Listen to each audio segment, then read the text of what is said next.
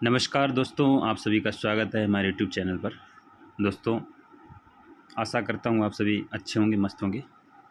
तो आज की वीडियो में हम बात करेंगे बन दरोगा यूपीडब्ल्यूएससी बन दरोगा के एग्ज़ाम्स के लिए हम प्रैक्टिस सेट लेकर आए हैं। ये हमारा प्रैक्टिस सेट दूसरा है। यूपीडब्ल्यूएससी की तरफ से बन दरोगा का जो एग्ज़ाम है 30 अप्रैल को होना सुनिश्चित हुआ है। तो इसलिए ये प्रैक्टिस सेट आपके सफलता में बहुत ही अच्छा काम करेंगे। तो आप सभी वीडियो को लाइक और शेयर जरूर कर दें और चैनल को जरूर सब्सक्राइब कर लें जिन्होंने अभी तक नहीं किया है। तो चलिए स्टार्ट करते हैं। पहला क्वेश्चन है, यहाँ पर थोड़ा सा स्पीड में चलेंगे। 100 क्वेश्चन है। मानव और वन्यजीव संघर्ष के कारण फसलों के नुकसान के लिए किस योजना के तहत क्षतिपूर्ति का प्रावधान किया गया है? तो योजना थी फसल बीमा योजना। इसके तहत नुकसान जो भी होता है क्षतिपूर्ति का प्रावधान उसके लिए किया गया है। अगला क्वेश्चन बहुत ही सिंपल, सबको पता होगा। विश्व जल दिवस की तारीख को मनाया जाता है? तो 22 मार्च को विश्व जल दिवस मनाया जाता है। 22 अप्रैल को पृथ्वी दिवस मनाया जाता है और 22 मई को जैव विविधता दिवस मनाया जाता है। अगला क्वेश्चन है, वन जीव संरक्षण अधिनियम 1972 के किस अध्याय में अपराधों की पहचान एवं विधियां धाराएं हैं? अपराधों की पहचान करना है तो ये अध्याय 6 में दिया गया है।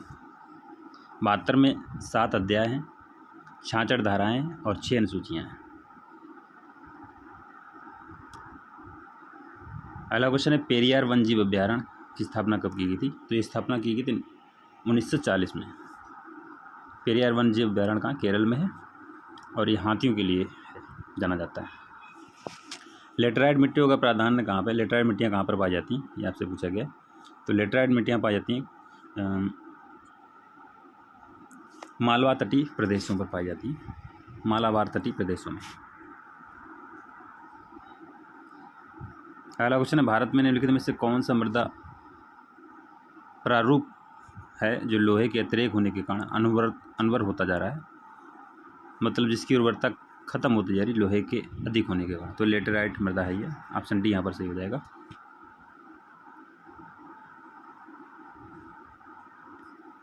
अगला क्वेश्चन है, निम्नलिखित में से कौन सा देश ग्रीन हाउस गैस के उत्सर्जन में कमी करने हेतु कार्बन टैक्स लगाता है? यहाँ पर सिंगापुर राइट आंसर हो जाएगा। नेक्स्ट क्वेश्चन, संयुक्त राष्ट्र ने किस वर्ष को अंतर्राष्ट्रीय जैव विविधता वर्ष घोषित किया है? अंतर्राष्ट्रीय जैव विविधता वर्ष 2010 को घोषित किया गया है। अंतर्राष्ट्रीय जैव विविधता कानून जो आया था वो 2002 में आया था। अगला क्वेश्चन है, इनमें से कौन सा भारत के राष्ट्रीय जलवायु परिवर्तन कार्य योजना के 8 मिशनों में शामिल नहीं है? देखिए, सबसे पहले तो आपको याद रखना है राष्ट्रीय जलवायु परिवर्तन की कार्य योजना जो है उसके 8 मिशन है। कार्य योजना जलवायु परिवर्तन की कार्य योजना कब आई थी? 2008 में आई थी और उसमें सौर शक्ति, वनीकरण, अपशिष्ट से ऊर्जा परिवर्तन सब हैं, लेकिन नाभिकीय शक्ति के बारे में कोई बात नहीं कही गई है। अगला क्वेश्चन है, इनमें से कौन सी स्थलीय पारिस्थितिकी तंत्र की समस्या है? तो वनों की आग जिसको बागाग्नि कहते हैं, झूम कृषि, वनोन्मूलन, ये सारी समस्याएं यहाँ पर। ऑप्शन डी यहाँ पर सही हो जाएगा। नेक्स्ट क्वेश्चन है, राष्ट्रीय वन नीति के अनुसार वन नीति के मुख्य उद्देश्य क्या थे? जिसके मुख्य उद्देश्य बताना है। पारिस्थितिकी संतुलन को संरक्षित करना, सामाजिक वानिकी को प्रोत्साहन देना, देश की कुल भूमि पर 1/3 वन आच्छादित करना, वन प्रबंधन में जन सामुदायिक सहभागिता को प्रोत्साहित करना। तो यहाँ पे मुख्य उद्देश्य पूछे गए। मुख्य उद्देश्य में यहाँ पर सामाजिक वानिकी को प्रोत्साहित देना और देश की कुल भूमि का 1/3 वन आच्छादित करना, यहाँ पर ये थे। यहाँ पे ऑप्शन हो जाएगा कौन सा? दूसरा तीसरा है ना। ऑप्शन डी यहाँ पर सही हो जाएगा 11 का।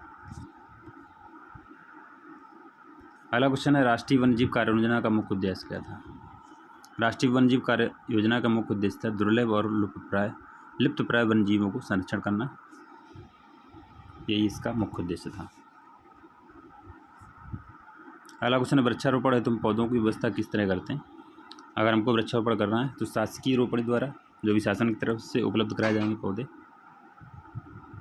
स्वयं की रोपणी बनाकर। तो यहाँ पे दोनों तरीके से हो जाएगा, ए फिर सी, यहाँ पर दोनों ऑप्शन सही हो जाएंगे। मक्के की खेती की जा सकती है, कब की जा सकती है? मक्के की खेती दोस्तों वर्ष भर की जा सकती है। राइट आंसर ऑप्शन डी सही होगा। बोरलॉग पुरस्कार निम्न से किस एक वैज्ञानिक क्षेत्र में दिया जाता है? बोरलॉग पुरस्कार दिया जाता है कृषि विज्ञान के क्षेत्र में दिया जाता है, नॉर्मन बोरलॉग के नाम पर। निम्नलिखित में से कौन जल को वाष्प के रूप में वायुमंडल में छोड़ती है। तो वृक्षों की पत्तियां जो होती हैं वो छोड़ती हैं जल को वाष्प के रूप में वायुमंडल में। अगला क्वेश्चन है, किस वन क्षेत्र में पशु चारागाहों में व्यावसायिक उद्देश्य हेतु सार्वजनिक प्रवेश अथवा लकड़ियाँ लेने की अनुमति नहीं होती। देखिए वन जो 3 तरीके होते हैं, आरक्षित वन, संरक्षित वन और ग्राम वन। तो आरक्षित वन में कुछ भी तुमको करने की अनुमति नहीं होती, सारी पाबंदियाँ वहाँ पर होती हैं। संरक्षित वन में चारागाह और ये सब कर सकते हैं, पर्यटन वगैरह कर सकते हैं। सॉरी, यहाँ पर राइट आंसर नहीं पूछा गया, तो नहीं के लिए यहाँ पर हो जाएगा आरक्षित वन, ये वाला राइट आंसर होगा। आदिवासियों और अधिकारियों के बीच संघर्ष को कौन समाप्त करता है? आदिवासियों और अधिकारियों के बीच की संघर्ष को भूमि रिकॉर्ड जो है वो समाप्त करता है। प्रोजेक्ट टाइगर भारत में कब प्रारंभ हुआ था? 1973 में प्रारंभ हुआ था, 1 अप्रैल 1973 को प्रारंभ हुआ था, 1 अप्रैल। ठीक है, कहाँ से प्रारंभ हुआ था ये आप सभी कमेंट बॉक्स में कमेंट करके बताइए। अनुसूचित जनजाति और अन्य पारंपरिक वन निवासी एक्ट कब पारित हुआ था? तो कि अनुसूचित जनजाति और अन्य पारंपरिक वन निवासी एक्ट पारित हुआ था 2006 में, है 2005 का, लेकिन पारित 2006 में हुआ था। अगला क्वेश्चन है, किसका उपयोग लिनोनियम, स्याही, पेंट आदि बनाने में किया जाता है? तो रेजिन का उपयोग किया जाता है स्याही, पेंट आदि बनाने में। अगला क्वेश्चन, वन निपटान कार्यालय का कौन वन अधिकारी होता है? वन निपटान कार्यालय का वन अधिकारी जो होता है वन बंदोबस्त अधिकारी होता है, इसकी नियुक्ति जो राज्य सरकार करती है। अगला क्वेश्चन है, सरिस्का एवं रणथंभौर किस जानवर के लिए संरक्षित हैं? सरिस्का और रणथंभौर दोनों ही राजस्थान में और ये बाघ संरक्षित क्षेत्र हैं। अगला क्वेश्चन, निम्नलिखित राज्यों में से किस राज्य में सिनकोना वृक्ष नहीं उगता है? सिनकोना वृक्ष कहाँ पे नहीं उगता है? असम, केरल, छत्तीसगढ़, पश्चिम बंगाल। तो ये छत्तीसगढ़ में जो है नहीं उगता है सिनकोना वृक्ष। बन्नेरघट्टा नेशनल पार्क किस राज्य में अवस्थित है? बन्नेरघट्टा नेशनल पार्क कर्नाटक में अवस्थित है। 25 कड्डी यहाँ पर से हो जाएगा। हमारा राष्ट्रीय वृक्ष क्या है? राष्ट्रीय वृक्ष जो है उत्तर प्रदेश का बरगद है। सॉरी, हमारा राष्ट्रीय वृक्ष जो बरगद है। निम्नलिखित कथनों में कौन लेटराइट मिट्टियों के लिए सही नहीं है? सही नहीं पूछा गया है। तो लेटराइट मिट्टियाँ जो होती हैं वे आर्द्र अपक्षालित प्रदेशों की मिट्टियाँ होती हैं, बिल्कुल सही है। वे बहुत ही अपक्षालित मिट्टियाँ होती हैं, ये भी बिल्कुल सही है। उनकी उर्वरता कम होती है, ये भी सही है। उनमें प्रचुर मात्रा में चूना पाया जाता है, ये गलत है।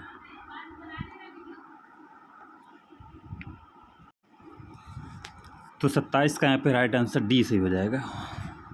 अगला क्वेश्चन है, भारत का प्रथम संरक्षण आगार कहाँ खोला गया था? प्रथम संरक्षण आगार खोला गया था तिरुनेलवेली, तमिलनाडु में। उत्तर प्रदेश के किस जिले में भीमराव अम्बेडकर पक्षी अभ्यारण्य स्थित है? पक्षी विहार है, तो ये प्रतापगढ़ में है। अगला क्वेश्चन है, फांगपुई ब्लू माउंटेन राष्ट्रीय उद्यान कहाँ पर स्थित है? फांगपुई ब्लू माउंटेन राष्ट्रीय उद्यान मिजोरम में है। नेक्स्ट क्वेश्चन, स्वच्छ जल समुदाय में लैंटिक आवास का उदाहरण क्या है? देखिए 2 तरीके का आवास होते हैं, एक तो लैंटिक होता है, एक लोन्टिक होता है। ठीक है, लैंटिक जो होता है, जहाँ पर लैंटिक पूछा जाए तो आप याद रखिएगा जहाँ पे पानी रुका हुआ, ठीक है, तो रुका हुआ कहाँ पे? तालाबों में, दलदल में। तो लैंटिक आवास का उदाहरण तालाब और दलदल हो जाएंगे। जब लोन्टिक पूछा जाए, मतलब लुढ़कता हुआ, ठीक है, बहता हुआ पानी, तो वहाँ पर झरना, नदी सब आ जाएंगे। लैंटिक में रुका हुआ। अगला क्वेश्चन है, सोनितपुर मॉडल किस राज्य से संबंधित है? सोनितपुर मॉडल संबंधित है असम से। नेक्स्ट क्वेश्चन है, वनों के पेड़ों की कटाई किस ढंग से होनी चाहिए? पेड़ों की कटाई होनी चाहिए विवेकपूर्ण ढंग से और वैज्ञानिक ढंग से, दोनों तरीके से होनी चाहिए। अगला क्वेश्चन, संरक्षण समुदाय आगार के संदर्भ में विचार करें और सही विकल्प यहाँ पर आपको चुनना है। सन 2002 में वन जीव संरक्षण अधिनियम 1972 में संशोधन करके संरक्षण आगार व समुदाय आगार को जोड़ा गया था, बिल्कुल सही है। इसकी घोषणा राज्य सरकारें करती हैं, ये भी बिल्कुल सही है। भारत में कुल संरक्षण आगारों की संख्या 86 व समुदाय आगारों की संख्या 163 है। ये मार्च 2020 के अनुसार डाटा है ये, तो इसमें तीनों ही सही हो जाएंगे। याद रखना, संरक्षण आगार, समुदाय आगार 2002 में वन जीव संरक्षण अधिनियम 1972 में संशोधन करके जोड़े गए थे। इसकी घोषणा राज्य सरकारें करती हैं। इनमें से कौन वर्षा के जल को स्पंज की तरह चूस लेते हैं? तो वन जो होते हैं वर्षा के जल को स्पंज की तरह चूस लेते हैं। थोड़ा सा भद्दा यहाँ पर दिख रहा होगा आपको। भारत में निम्नलिखित में से कौन सा अधिनियम वन जीवों को संरक्षण प्रदान करता है? वन जीव संरक्षण अधिनियम 1972 जो है वन जीवों को संरक्षण प्रदान करता है। भारत देश में लगभग कितने % जमीन बंजर है? तो 5% जमीन है जो बंजर है भारत में। भारत का जल पुरुष किसे कहा जाता है? भारत का जल पुरुष कहा जाता है राजेंद्र सिंह को। अगला क्वेश्चन, ट्रांस हिमालयन क्षेत्र के संदर्भ में विचार करें। यहाँ पर इसे तिब्बती हिमालय, टेथिस हिमालय भी कहा जाता है, बिल्कुल सही है। ये मूलतः यूरेशियाई प्लेट का हिस्सा भी सही है। ये अत्यधिक ठंडा व शुष्क क्षेत्र है यहाँ जहाँ पर अल्पाइन प्रजाति के वृक्षों की अधिकता होती है, भी सही है। इसमें जंगली भेड़, आइबेक्स, हिम लेपर्ड, काले गर्दन वाले हंस व संगमरमर के रंग वाली बिल्ली जैसे जंतुओं की अधिकता भी सही है। तो यहाँ पर सारे ऑप्शन सही है। तो राइट आंसर यहाँ पर सभी सही है।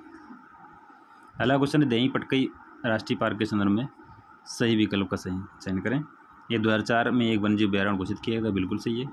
इसका विस्तार असम में डिब्रूगढ़ और तिनसुकिया जिले में है, जहाँ पर कोयला व तेल के समृद्ध भंडार हैं। राइट है। इसे जयपुर रेन फॉरेस्ट के रूप में भी जाना जाता है। ये देंग नदी व पटकई पहाड़ी के नाम से सम्मिश्र से बना है। तो उपरोक्त यहाँ पर सभी सही हो जाएंगे। इंडो बर्मा क्षेत्र के बारे में आपको बताना है। इसका विस्तार माना गया है भारत का उत्तरी पूर्वी क्षेत्र, ब्रह्मपुत्र का दक्षिणी भाग, म्यांमार, दक्षिणी चीन का युआन प्रांत, ये भी सही है। इसमें लाओस, थाईलैंड, वियतनाम, कंबोडिया क्षेत्र भी सम्मिलित, ये भी सही है। यहाँ कप्पी प्रजाति बोलता मिलती, भी सही है। यहाँ स्थानिक प्रजाति अदरक है, भी सही है। तो यहाँ पर चारों ऑप्शन सही हो जाएंगे। यहाँ पर अगला क्वेश्चन है, निम्न प्रश्नों पर विचार करना है आपको। किसी पारिस्थितिक तंत्र की उत्पादन शक्ति को वनस्पति को प्राप्त होने वाली ऊष्मा तथा प्रकाश की मात्रा पर निर्भर है, ये सही है। पारिस्थितिकी तंत्र की उत्पादन शक्ति पौधों द्वारा सूर्य के प्रकाश को ऊर्जा में परिवर्तन की क्षमता पर निर्भर, सही है। पारिस्थितिकी तंत्र की उत्पादन शक्ति पौधों द्वारा प्रकाश ऊर्जा को रासायनिक ऊर्जा में परिवर्तन की क्षमता पर निर्भर, ये भी सही है। पारिस्थितिकी तंत्र की औसत उत्पादकता को ग्राम प्रति मीटर स्क्वायर प्रति वर्ष में मापा जाता है, भी सही। तो यहाँ पर चार ऑप्शन सही हैं, सभी सही हैं। यहाँ पर ऑप्शन सी सही हो जाएगा, सभी। जिनमें से कौन सवाल नहीं है? तो रोडोस्पाइरिलियम ये सवाल नहीं है, बाकी सारे सवाल हैं, याद रखना है आपको। पराबैंगनी विकिरण के प्रभाव से त्वचा का रंग कैसा हो जाता है? इसका रंग ताम्र यानी ताम्र टाइप का हो जाता है इसका रंग। अगला क्वेश्चन है, मधुमलाई वन्यजीव प्राणी सेंचुरी अवस्थित है। मधुमलाई स्थित है कहाँ पर? तमिलनाडु में। अगला क्वेश्चन है, हंगुल परियोजना की शुरुआत कब हुई थी? हंगुल परियोजना की शुरुआत हुई थी 1970 में। हंगुल परियोजना एक मृगवानी परियोजना दोनों जो है 1970 में स्टार्ट हुई थी। कस्तूरी मृग परियोजना। पिनवैली राष्ट्रीय उद्यान अवस्थित है। पिनवैली कहाँ पर है? पिनवैली हिमाचल प्रदेश में है। पश्चिमी घाट बचाओ आंदोलन के संदर्भ में विचार करें। यह आंदोलन महाराष्ट्र में शुरू हुआ था। इसका नारा था जंगल बचाओ मानव बचाओ, सही है। इस आंदोलन के मद्देनजर डॉक्टर के कस्तूरी रंगन कमेटी का गठन किया गया, बिल्कुल सही है। पश्चिमी घाट का विस्तार गुजरात, महाराष्ट्र, गोवा, कर्नाटक, केरल, तमिलनाडु में 6 राज्यों में इसका विस्तार, तो ये सही है। इसमें सारे ऑप्शन सही हैं, यानी कि सभी सही है। अगला क्वेश्चन है, मार्च 2020 तक भारत में कुल वन्यजीव अभयारण्य कितने हैं? 2020 तक मार्च में वन्यजीव अभयारण्य 553 है, लेकिन अब जो है 567 हो गए हैं। निम्नलिखित में से कौन सा फसल चक्र पूर्वी उत्तर प्रदेश के लिए सर्वाधिक उपयुक्त माना जाता है? पहले धान करते हैं, उसका मक्का, उसका गेहूँ, तो ये फसल चक्र सबसे उपयुक्त माना जाता है। अगला क्वेश्चन है, फसल चक्र आवश्यक है, किस लिए आवश्यक है फसल चक्र? मृदा की उर्वरा शक्ति में वृद्धि के लिए ये फसल चक्र बहुत ही आवश्यक होता है। अगला क्वेश्चन है, पारिस्थितिकी संवेदनशील क्षेत्र के अंतर्गत कौन सा क्षेत्र शॉक एब्जॉर्बर का काम करता है? तो संरक्षित क्षेत्र जो है शॉक एब्जॉर्बर का काम करता है। सबसे पहले असंरक्षित आता है, उसके ऊपर संरक्षित क्षेत्र रहते हैं, उसके इस तरीके से आते हैं। तो जो बाहर वाला जो एरिया आता है वो किसी भी अप्रिय घटना जो घटती है वो उसके लिए काम आता है कि अंदर तक कोई भी नुकसान ना पहुंच पाए। वन दरोगा किसका सर्वेक्षण करता है? वनस्पति का, वनस्पति का, स्थलाकृतियों का, जीवों का, सभी का करता है। वन उपज के तहत किस पादप पेड़ पौधों का उत्पादन नहीं किया जाता है? तो आम का नहीं किया जाता है, बाकी बांस, बेंत और लाख सबका किया जाता है। अगला क्वेश्चन है, biocarbon fund initiative for sustainable forest landscape का प्रबंधन निम्नलिखित में से कौन करता है? तो इसका प्रबंधन विश्व बैंक करती है। डी ऑप्शन यहाँ पर सही हो जाएगा। अगला क्वेश्चन है, वन्यजीव संरक्षण अधिनियम 1972 के किस अध्याय में राष्ट्रीय पार्क एवं अभ्यारण्य से संबंधित धाराएं हैं? राष्ट्रीय पार्क और अभ्यारण्य से संबंधित धाराएं अध्याय 4 में है। अगला क्वेश्चन है, पेड़ पौधों से हमें क्या प्राप्त होता है? ऑक्सीजन प्राप्त होती है, फल फूल भी प्राप्त होते हैं, छाया भी प्राप्त होती है, तो सभी यहाँ पर ऑप्शन सही हो जाएगा। अगला क्वेश्चन, हजारीबाग राष्ट्रीय पार्क की स्थापना कब की गई थी? हजारीबाग राष्ट्रीय पार्क की स्थापना 1954-55 में की गई थी। और ये कहाँ पर है हजारीबाग राष्ट्रीय पार्क? ये सभी आप कमेंट बॉक्स में कमेंट करके बताइए। अगला क्वेश्चन है, निम्नलिखित में से कौन सा विकल्प वन उन्मूलन के प्रभावों के लिए उत्तरदायी है? पानी उत्तरदायी है। पानी की कमी, भूस्खलन, मिट्टी का कटाव, तो यहाँ पर सारे ही सही हैं। 59 का डी यहाँ पर ऑप्शन सही हो जाएगा। अगला क्वेश्चन है, किस आंदोलन का उद्देश्य जैव विविधता संरक्षण तथा जैविक खेती को बढ़ावा देना था? तो ये नवदन्य आंदोलन हुआ था। कब हुआ था नवदन्य आंदोलन? ये 1982 में हुआ था। 1982 और कुछ जगह 1987 भी लिखे हुए हैं। तो जैविक खेती से संबंधित है। चिपको आंदोलन जो हुआ था 1973 में हुआ था। ये कहाँ हुआ था? उत्तराखंड में हुआ था, उत्तराखंड के चमोली जिले में। अपिक्को आंदोलन इसके 10 साल बाद 1983 में हुआ कर्नाटक में। मैती आंदोलन 1994-95 में हुआ है, ये भी उत्तराखंड में हुआ है। निम्न में से तत्वता कौन सी एक हिमालयी वनस्पति की जाति नहीं है? हिमालय वनस्पति की जाति महोगनी नहीं है, बाकी जूनिपर, सिल्वर फर और सप्रूस सारी भी हैं। निम्नलिखित में से कौन जलवायु परिवर्तन के प्रमुख कारक हैं? जीवाश्मिक ईंधन का अधिकाधिक प्रोज्वलन, बिल्कुल सही है। तैल चालित स्वचालित की संख्या का विस्फोटन, ये भी सही है। सौर धधक में वृद्धि, ये गलत है।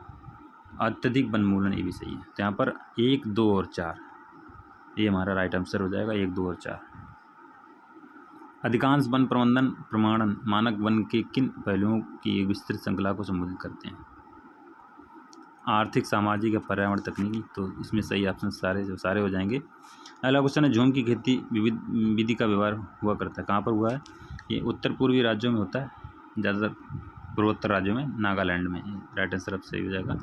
विषुवत रेखाओं से ध्रुवों की ओर बढ़ने पर तापमान क्या होता है? जब हम विषुवत, जैसे हमारी ये पृथ्वी है तो यहाँ पर बीच में विषुवत रेखा होती है, ऊपर ध्रुव होते हैं दोनों तरफ। तो विषुवत रेखा से इधर से ऊपर तरफ जाएंगे तो तापमान जो है कम होगा, घटता है। किन वनों का स्वामित्व और प्रशासन स्थानीय निकायों के अधीन रहता है? जो वाणिज्यिक वन जो होते हैं उनका प्रशासन जो स्थानीय निकायों के अधीन होता है। निम्नलिखित युग्मों में से कौन सही सुमेलित है? पर्वत सर्वाधिक स्थायी पारिस्थितिक तंत्र हैं, बिल्कुल सही। बिल्कुल गलत है, क्योंकि महासागर होते हैं। अजैविक अवयव जीवाणु ने, ये तो जैविक है, ये भी गलत है। हरे पौधे पारिस्थितिक तंत्र कहा करते हैं, ये भी सही, ये सही है। निम्नलिखित में से कौन सा एक भारत में बाघ संरक्षित परियोजना के अंतर्गत नहीं है? दुधवा, कान्हा, चिल्का, मानस। तो चिल्का झील यहाँ पर जो है ये बाघ संरक्षित नहीं है। दुधवा, कान्हा, मानस सभी हैं।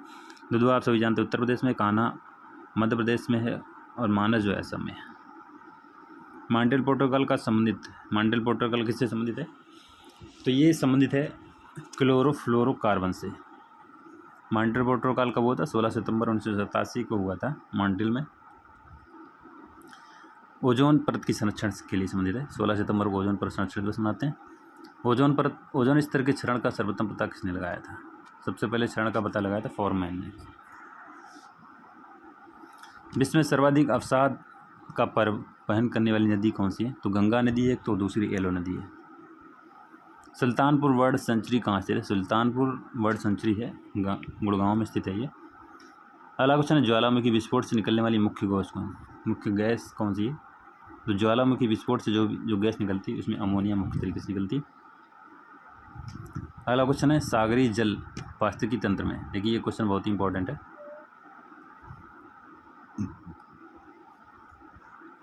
प्रकाशित मंडल जो 200 मीटर की गहराई तक पाया जाता है, जहाँ पर प्लैंकटन उत्पन्न होते हैं, तो बिल्कुल सही है। यहाँ पर 200 मीटर से अधिक गहराई वाले सागरी तल को अप्रकाशित मंडल कहते हैं, जहाँ पर सूर्य का प्रकाश नहीं पहुँच पाता है, जहाँ पर नेक्टन वास करते हैं, ये भी सही है। सागर तलैटी से रहने वाले जीव जो होते हैं, जो सागर के तलैटी में रहते हैं, उनको बेंथस कहते हैं, बिल्कुल सही है। सागर तलैटी में प्लैंकटन और बेंथस दोनों वास करते हैं, ये हमारा गलत है यहाँ पर, क्योंकि सागर तलैटी में केवल बेंथस रहते हैं। जहाँ तक प्रकाश जा पाता है 200 मीटर तक, वहाँ पर प्लैंकटन रहते हैं, और जहाँ से प्रकाश नहीं अंदर जाता 200 मीटर से नीचे, वहाँ पर नेक्टन पास करते हैं। तो यहाँ पर हमारा ऑप्शन ए, बी और सी यहाँ पर सही हो जाएगा। तो ऑप्शन यहाँ पर सी वाला जो सही हो जाएगा। पोल्यूशन शब्द की उत्पत्ति पोलुनेनियम से हुई है। यह शब्द जो है पूछा गया कौन सा है? 75 का राइट आंसर यहाँ पर हो जाएगा। लैटिन शब्द है ये। हॉट स्पॉट के संदर्भ में विचार करना है आपको। हॉट स्पॉट शब्द के प्रथम प्रयोक्ता जो थे वो नॉर्मन आयर्स थे। नॉर्मन मायर से आयर जो भी लिखता है ये सही है यहाँ पर। अनुपातिक दृष्टि से जहाँ पर स्थानिक प्रजातियाँ की संख्या अधिक होती है वो हॉटस्पॉट कहलाते हैं, ये भी सही है। जहाँ पर 70% प्राथमिक मूल वनस्पतियाँ नष्ट हो चुकी हों, ये भी सही है। इनके आवासीय क्षेत्रों में विनाश की दर उच्च रहती है, ये भी सही है। तो यहाँ पर सही ऑप्शन चारों सही हैं। हॉटस्पॉट उनको कहते हैं जहाँ पर अनुपातिक दृष्टि से स्थानीय प्रजातियाँ जहाँ पर ज़्यादा होती हैं, जहाँ पर 70% जो होती है प्राथमिक जो मूल वनस्पतियाँ होती हैं वो नष्ट हो चुकी होती हैं और इनके आवासीय क्षेत्र में विनाश की दर उच्च होती है। तो यहाँ पर सारे ऑप्शन सही हो जाएंगे, ऑप्शन डी यहाँ पर सही हो जाएगा। अगला क्वेश्चन, इनमें से कौन एक ओजोन परत की क्षीणता के लिए उत्तरदायी नहीं है? देखिए क्लोरोफ्लोरोकार्बन CFC12 ये सही है। अग्निशमक में प्रयुक्त होने वाले हैलोन 12 गैर एविस है। नाइट्रस ऑक्साइड एविस है, लेकिन ये जो विलायक के रूप में प्रयुक्त मेथिल क्लोरोफार्म ये नहीं है। रेडियोधर्मी प्रदूषण से मानव में कौन सा रोग होता है? रेडियोधर्मी प्रदूषण से मानव में रक्त कैंसर, अस्थि कैंसर, अस्थि टीबी, तो सारे ही हो सकते हैं। ऑप्शन यहाँ पर डी सही हो जाएगा। अगला क्वेश्चन है, प्रजाति जिसका प्रभाव पारिस्थितिकी तंत्र या समुदाय पर क्रांतिक व प्रभावकारी होता है वो कौन सी प्रजाति कहते हैं? उसको कीस्टोन प्रजाति कहते हैं। 71% भाग पृथ्वी का ढका हुआ है। 71% किससे ढका हुआ है? जल से ढका हुआ है। भारत में ओजोन परत की मोटाई सर्वाधिक पाई जाती है। कहाँ पर मोटाई सबसे अधिक पाई जाती? सबसे अधिक मोटाई पाई जाती कश्मीर में और सबसे कम पाई जाती त्रिवेंद्रम में। भारत का वह एकमात्र अभ्यारण्य जो जंगली बिल्लियों की 7 विभिन्न प्रजातियों का घर है। तो सबसे पहले इसका राइट आंसर हो जाएगा दहींग के अभ्यारण्य असम में पड़ता है। बाकी 4 अभ्यारण्य कहाँ पे उनको भी आपको याद रखना है। पलामू झारखंड में है, केवल लामजाओ मणिपुर में है, डम्फा मिजोरम में। पलामू और डम्फा अभ्यारण्य में एक बाघ रिजर्व है, टाइगर रिजर्व, लेकिन इसमें एक भी टाइगर है नहीं। और बुक्सा भी एक है, पश्चिम बंगाल में पड़ता है, उसमें भी नहीं। 3 ऐसे हैं, पलामू, डम्फा और बुक्सा, जिसमें कोई भी टाइगर नहीं है, लेकिन ये टाइगर रिजर्व हैं। निर्वनीकरण का प्रभाव पड़ेगा मृदी कटाव पर, नदी गाद पर, नदी जलधारण क्षमता पर या बाढ़ पर, सभी पर पड़ता है। सभी सही हैं। अगर हम वन काट देंगे तो मृदाएँ जो हैं इनका कटाव होगा, जो कि नदियों में बहकर जाएंगी और नदियाँ जो है कम गहरी हो जाएंगी, जिससे कि जल धारण की क्षमता कम होगी और जल धारण जब क्षमता कम होगी तो बाढ़ आ जाएगी। तो यहाँ पर सारे ऑप्शन सही हैं। पर्यावरण अध्ययन का उद्देश्य क्या है? पर्यावरण अध्ययन का उद्देश्य पर्यावरण असंतुलन और उनके प्रभावों का ज्ञान करना, भी सही है। पर्यावरण के प्रति गहरी संवेदना रखना, सही है। पर्यावरण संरक्षण हेतु विभिन्न उपायों की जानकारी देना, बिल्कुल सही है। पारिस्थितिकी प्रणालियों का ज्ञान कराना, ये भी बिल्कुल सही। तो यहाँ पर राइट आंसर ऑप्शन डी सही हो जाएगा, 84 का ऑप्शन डी। अगला क्वेश्चन है, कौन सा भारतीय वैज्ञानिक UNEP द्वारा फादर ऑफ इकोनॉमिक अभिमत है? तो फादर ऑफ इकोनॉमिक जो है UNEP द्वारा MS स्वामीनाथन है। ठीक है। यूनाइटेड नेशन इन्वायरमेंट प्रोग्राम, इसकी स्थापना जो है 5 जून 1972 को की गई थी। नैरोबी कन्या में इसका हेडक्वार्टर है और एक ग्लोबल 500 पुरस्कार इसके द्वारा दिया जाता है, यह आपको याद रखना है। सामान्यतः पहाड़ों की ओर ऊंचाई पर बढ़ने पर तापमान क्या होता है? जब हम ऊंचे पहाड़ों पर जाते हैं तो तापमान वहाँ पर घटता है। ऑप्शन डी यहाँ पर सही हो जाएगा। COP26 यानी कॉन्फ्रेंस ऑफ पार्टी 26 का आयोजन 2020 में होना था, उससे स्थगित कर दिया था। ये आयोजन कहाँ पर होना था? तो ये ग्लासगो में होना था। ग्लासगो कहाँ पड़ता है? स्कॉटलैंड में। अब देखिए कॉप जो है 27 का हुआ, ये हुआ है हमारा 27वां वाला मिस्र इजिप्ट में हुआ है। भारतीय वन्यजीव संस्थान अवस्थित है। भारतीय वन्यजीव संस्थान कहाँ स्थित है? देहरादून में स्थित है। भारत में कार्बन टैक्स लगाया था। भारत में कार्बन टैक्स कब से लगना स्टार्ट हुआ? तो 1 जुलाई 2010 से कार्बन टैक्स यहाँ पर लगाया जा रहा है। अनुक्रमण में सबसे निर्णायक भूमिका निभाते हैं। सबसे निर्णायक भूमिका कौन निभाते हैं? समुदाय, मृदा, जलवायु और जैविक घटक। तो जलवायु जो है सबसे अधिक निर्णायक भूमिका निभाती है। पेड़ पौधों एवं जंतुओं की सर्वाधिक विविधता वाली विशेषता क्या है? पेड़ पौधों जंतु की सर्वाधिक विविधता वाली विशेषता कहाँ पर सबसे सर्वाधिक विविधता पाई जाती? शीतोष्ण कटिबंधीय पर्णपाती वन की, या उष्ण कटिबंधीय आर्द्र वन की, या शीतोष्ण कटिबंधीय घास के मैदान की, सावना की। तो ये जो विविधता पाई जाती उष्ण कटिबंधीय आर्द्र वन की। कावेर तथा राजाजी राष्ट्रीय उद्यान में वन्यजीव प्रबंधन हेतु किस पैमाने के हवाई छायाचित्र उपयुक्त हैं? तो ये लघु पैमाने वाले हवाई छायाचित्र उपयुक्त हैं। अगला क्वेश्चन है, काली मिट्टी कपास की कृषि के लिए उपयुक्त होती है। और कारण इसमें नाइट्रोजन तथा जैव पदार्थ प्रचुर मात्रा में पाए जाते हैं। तो काली मिट्टी तो कपास के लिए उपयुक्त होती है, तो बिल्कुल सही है, लेकिन उसमें नाइट्रोजन और जैव पदार्थ प्रचुर मात्रा में नहीं पाए जाते हैं। तो यहाँ पर राइट आंसर हो जाएगा ए सही है, परंतु आर गलत है। अगला क्वेश्चन है, मिलेनियम इकोसिस्टम असेसमेंट पारिस्थितिकी तंत्र की सेवाओं के निम्नलिखित प्रमुख वर्गों का वर्णन करता है। व्यवस्था, समर्थन, नियंत्रण और सांस्कृतिक। निम्नलिखित में से कौन सा समर्थन सेवा है? तो ये समर्थन सेवा इसमें पोषण चक्र और फसल चक्र परागण यहाँ पर राइट आंसर हो जाएगा। अगला क्वेश्चन है, बांधों के पीछे निर्मित बृहद जल भंडारों में जल के संग्रहण होने पर किससे आच्छादित विस्तृत भूभाग जलमग्न हो जाता है? अगर हम कोई भी बांध बनाते हैं, बांध में क्या होता है, बांध के पीछे होता है बहुत सारा जल इकट्ठा हो जाता है, जिससे कि मान लो कोई ज़मीन होगी, वहाँ पर समतल मैदान पर पेड़ वेड़ लगे होंगे, जंगल होगा, तो वहाँ पर पानी भर जाएगा, इससे जंगल नष्ट हो जाएंगे, तो यहाँ पर वन हो जाएगा, राइट आंसर हो जाएगा। निम्नलिखित में से कौन एक विशेष विश्व धरोहर स्थल वर्ल्ड हेरिटेज साइट घोषित है? विश्व धरोहर स्थल कौन से? नंदा देवी जैव मंडल आरक्षित क्षेत्र, ये जो है 2004 में इसको वर्ल्ड हेरिटेज साइट में घोषित किया गया था, विश्व धरोहर स्थल है। कहाँ पे? उत्तराखंड में है। गिरिवन जो है गुजरात में है, राजाजी राष्ट्रीय पार्क उत्तराखंड में, कारवोट राष्ट्रीय उद्यान ये भी है। अगला क्वेश्चन है यहाँ पर, मानव गतिविधियों को प्रत्यक्ष एवं अप्रत्यक्ष आलम्बन प्रदान करने में उत्पन्न ग्रीन हाउस गैसों की कुल मात्रा को क्या कहते हैं? जो मानव गतिविधियों के द्वारा जो भी ग्रीन हाउस गैस उत्पन्न होती है, उसकी कुल मात्रा को यहाँ पे कार्बन पद चिन्ह कहा जाता है, कार्बन फुटप्रिंट जिसको बोला जाता है। जलवायु परिवर्तन पर संयुक्त राष्ट्र सम्मेलन COP21 का आयोजन कहाँ हुआ था? COP21 का आयोजन हुआ था पेरिस में। अगला क्वेश्चन है, 2015 में हुआ था 21। निम्न में से कौन से जलवायु परिवर्तन के प्रमुख कारक हैं? जीवाश्म ईंधन का अत्यधिक प्रज्वलन, तैल चलित स्वचालित की संख्या विस्फोटन, अत्यधिक वनोन्मूलन। यहाँ भी ये क्वेश्चन रिपीट हुआ है, तो 1 to 4 इसमें राइट आंसर हो जाएगा, 1 to 4 वाला सही हो जाएगा। अगला और लास्ट क्वेश्चन इस वीडियो का, वनों के तहत भूमि बढ़ाने के लिए उठाए गए चरणों में से कौन सी गतिविधि विपरीत है? वनीकरण, कृषि वानिकी, स्थानांतरण कृषि, जल विभाजन, विकास। तो यहाँ पर स्थानांतरण कृषि यहाँ पर वनीकरण के विपरीत है, क्योंकि स्थानांतरण कृषि झूम खेती इसको कहते हैं। इसमें क्या होता है कि वनों को काट कर छोड़ दिया जाता है, जला दिया जाता है, उसके बाद वहाँ पर खेती की जाती है 2-3 सालों तक, फिर उस ज़मीन को छोड़ दिया जाता है, जब फिर उसके दूसरी जगह वन काटे जाए, वहाँ की खेती की जाती है। तो इस तरीके जंगलों का विनाश होता है। तो दोस्तों, आज के इस वीडियो में हमने 100 क्वेश्चन कवर किए। यहाँ पर आपको वीडियो कैसा लगा हो तो आप कमेंट बॉक्स में अपने ज़रूर बताएं कैसा आपको वीडियो लगा है, और वीडियो को लाइक और शेयर जरूर कर दें। चैनल को जरूर सब्सक्राइब कर लें, जो भी स्टूडेंट चैनल पर पहली बार विजिट कर रहे हैं। तो मिलते हैं नेक्स्ट वीडियो में कल आपको नेक्स्ट